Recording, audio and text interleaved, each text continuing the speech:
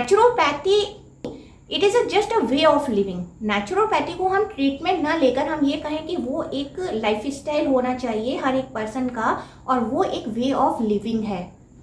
क्योंकि प्राकृतिक चिकित्सा वो चिकित्सा से ज़्यादा हमारी ज़रूरत है। क्योंकि यदि हर पर्सन जितना ज़्यादा कांटेक्ट में रहेगा प्रकृति के, मीन्स नेचुरोपैथी जितना फॉलो करेंगे हम, उतने ज़्यादा चांसेस हमारे घट जाते हैं बीमार होने के। क्योंकि नेचुरोपैथी के अकॉर्डिंग ये कहा जाता है कि हर पर्सन जो है, यदि उसे कोई बीमारी लग हुई है तो उसका मेन फैक्टर जो है वो है कोई बाहरी किसी कारक का बॉडी के अंदर एंट्री करना। कोई जीनोबायोटिक जो सब्सटेंस है वो आपकी बॉडी के अंदर गया है।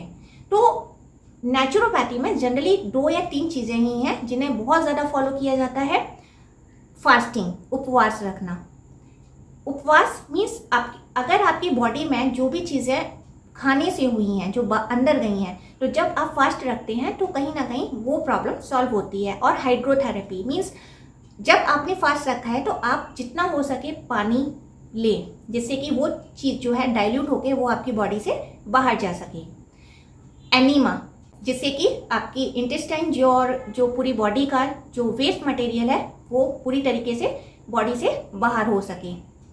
और जितना भी है वो नेचुरल फ्रूट्स को लेना, मीन्स जो नेचुरल फूड आइटम्स हैं, जो भी फल आपको जो मिलते हैं, उनका जितना भी हो सके उनका यूज करना ये। और उसके बाद है हवा, पानी, मिट्टी का सही होना।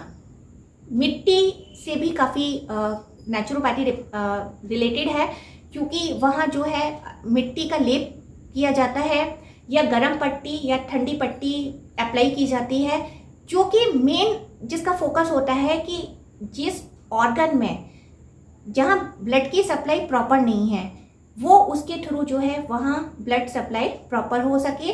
और ऐसा करने पर नेचुरोपैथिक जो ट्रीटमेंट लिए जाते हैं वो भी बहुत इफ़ेक्टिव होते हैं काफ़ी लोगों के लिए। तो नो डाउट जो है एक बच्चे से लेके एक बड़े तक जितना हो सके नेचुरोपैथिक ट्रीटमेंट ही लेना चाहिए। और इसके अलावा है बाकी योगा। योगा बेसिकली जिसमें एक्सरसाइज है, आसन है, प्राणायाम है।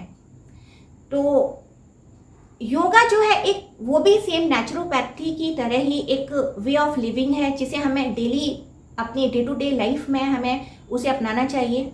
क्योंकि योगा जो है वो पूरी तरीके से हमें फिट रखता है।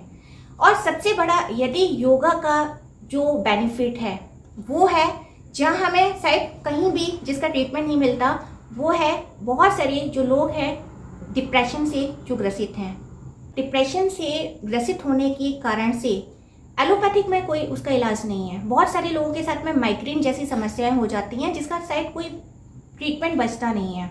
तो वहाँ आप होम्योपैथिक में भी श्योरली इतना ट्रीटमेंट नहीं दिया जाता, आयुर्वेदिक भी नहीं, पर योगा में जो एक मेडिटेशन है, स्पिरिचुअल जो प्रोसेस है, वो कहीं ना कहीं बहुत हद तक हेल्प करता है एक पर्सन को उससे बाहर निकलने के लिए।